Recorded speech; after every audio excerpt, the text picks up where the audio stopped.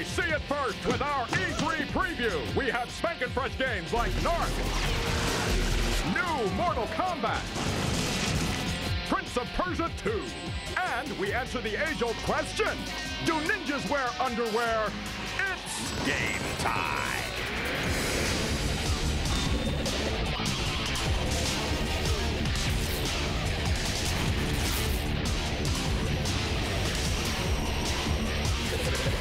Please welcome two people who review the games that make the whole world sing, Adam Sessler and Morgan Webb.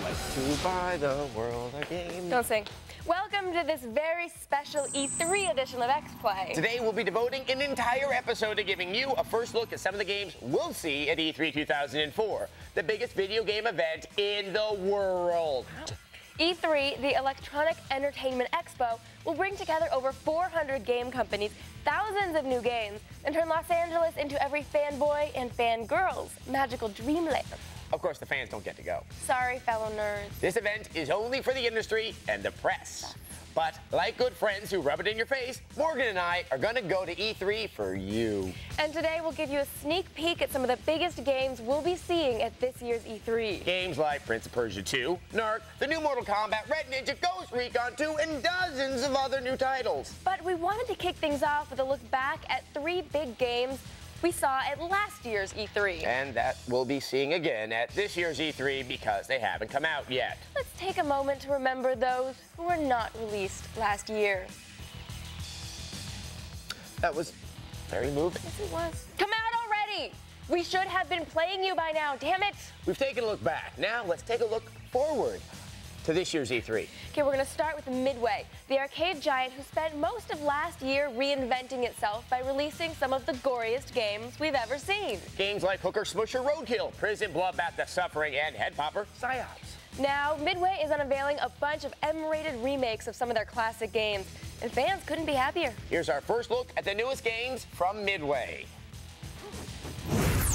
You know, Midway's ultra-violent The Suffering may have raised some eyebrows, but the rampant drug use in Narc is sure to have parents groups up in arms. Because nothing says wholesome family entertainment like a game where cocaine is a power-up. Coming up, more games, more guns, more hype. Once again, the discreet charm of Adam Sessler and Morgan Webb. Welcome back to this very special episode of XPlay. We're checking out games that will be unveiled at this year's E3, the biggest video game event in the world. And right now, we're looking at Namco, the folks who brought us Tekken, Soul Calibur, and Killswitch. This E3, they've got Xenosaga, Dead to Rights 2, Street Racing Syndicate, and much, much more. Much.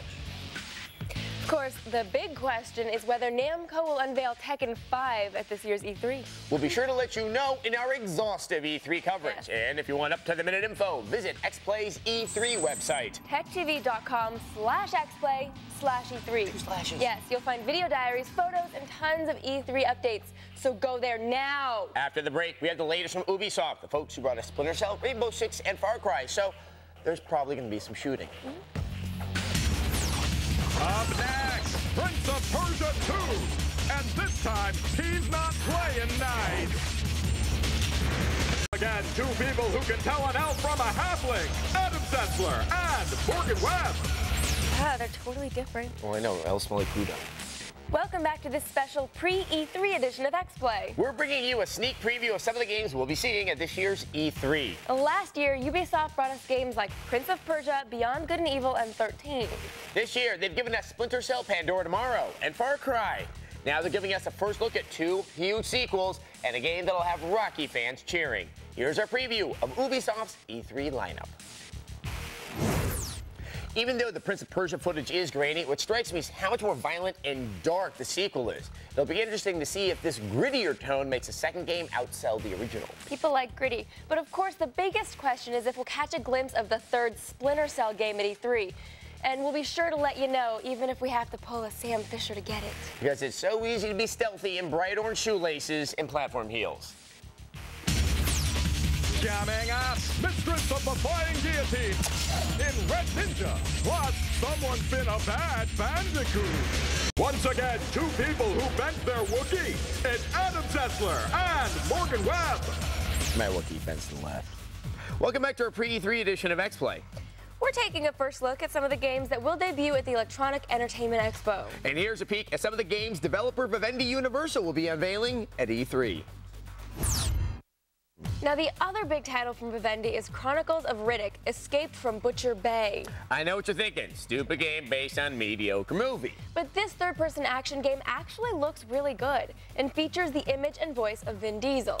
Not that that's a selling point. I mean, Judi Dench is featured more prominently in the movie ads than he is. Because fanboys can't get enough hot Dench action. Ooh, yeah. Anyway, you can check out our E3 coverage right now. At techtv.com/xplay/E3. We also have a Mo blog where we'll be posting pictures of E3 and our exploits there and adventures. There will be many exploits and adventures. Right. And typically, you know, my ears start to collapse, the drums. And then you start to lose your voice.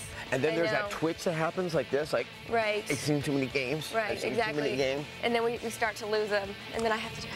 But you know what? You don't have to suffer like we're going to have to suffer. You're just going to sit there and watch all the insanity. Right, and learn about all the new games you're going to be playing next year. See you from LA. Good night.